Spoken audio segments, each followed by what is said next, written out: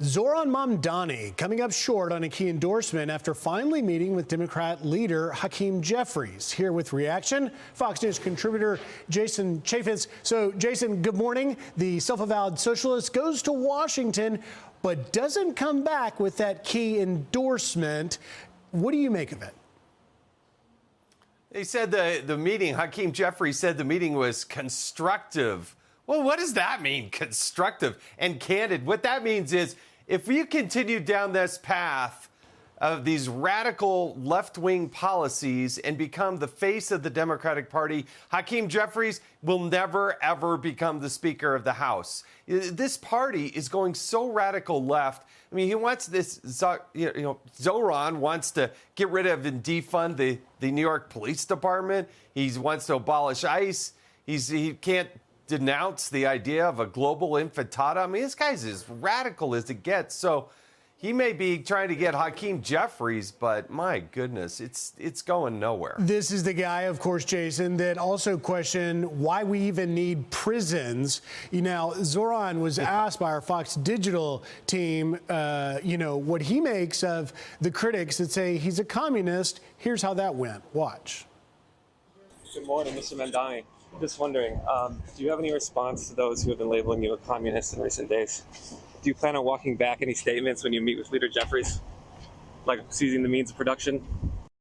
Charming smile, but cat got your tongue. Can he shake this? And does this just Mamdani continue to be a problem for the Democrat Party? Oh, he's an absolute problem because he won the Democratic nomination. And I tell you, the rest of the field better get together. The idea that Andrew Cuomo is going to be selfish enough to, hey, I got to run again. You just got your butt kicked by this guy. What makes you think a few months later you're going to win? And I think unless Eric Adams can actually galvanize everybody together, this guy very well may be the next mayor of New York City, as remarkable as that is. Jason, let's go back to your days as the chairman of the Oversight Committee. Some big testimony, although former Biden aides keep pleading the Fifth. Yesterday, Annie Tomasini, the White House Deputy Chief of Staff, pleaded the Fifth. Earlier in the week, you had Anthony Bernal, Jill Biden's so-called work husband, testify, although he also claimed the Fifth. Afterwards, the current chairman, James Comer, went to the mics, and then he went on Hannity talking about if these aides are going to plead the Fifth, it may be time to have the First Lady actually testify. Watch. The odds of calling in Jill Biden increased significantly today. We had her chief of staff and her self-proclaimed work husband there for what we planned to be an 8-hour deposition, and he kept invoking the Fifth Amendment, and his lawyer finally said, you can ask all the questions you want. We're going to invoke the Fifth Amendment on every question. So we need to know, was Jill Biden the one calling the shots while Joe Biden was incapacitated? What do you say, Jason? Time to call Jill Biden to the stand? Not yet. I think James Comer is doing a fabulous job. I think you need to keep bringing up the officials, and if they want to plead the Fifth, they can plead the Fifth. But somebody may break. Remember, Neera Tanden, the staff secretary, she gave 5 hours of testimony. It was actually very illuminating.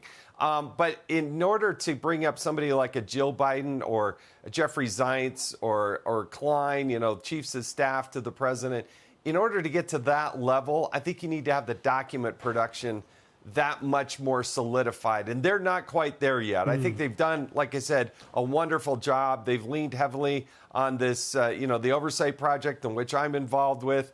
It's been looking at this for, 8-9 months now. But there's documents that they need to. Once you get the documents in place, then you can ask some very pointed questions of the First Lady and other senior officials. And by the way, aren't these the same people, Griff? Aren't these the same people that told us how sprite and vigorous Joe Biden is? Yeah. And then all of a sudden, when asked that same question, they plead the Fifth?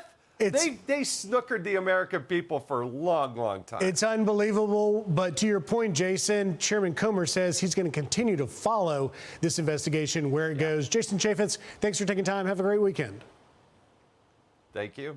All right. Up next. I'm Steve Doocy. I'm Brian Kilmeade. And I'm Ainsley Earhart. And click here to subscribe to the Fox News YouTube page to catch our hottest interviews and most compelling analysis.